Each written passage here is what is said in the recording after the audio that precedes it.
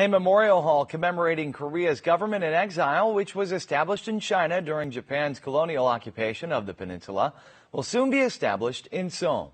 The construction of the hall will be completed in 2019 to mark the 100th anniversary of the March 1st independence movement. Let's find out more.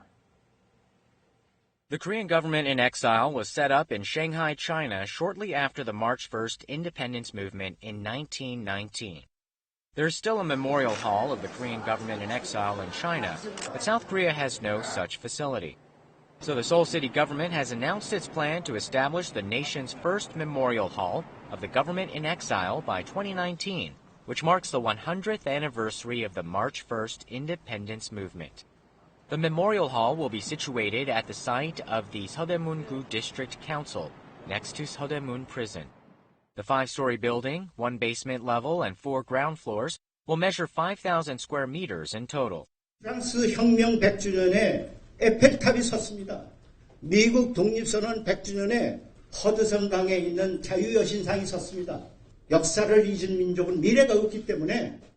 With a memorial hall at the center, 6 districts commemorating Korea's independence movements will be created around Seoul. For the first phase of the plan, the house of Albert Taylor, the Associated Press correspondent in Seoul during the March 1st movement, will be restored to its original form.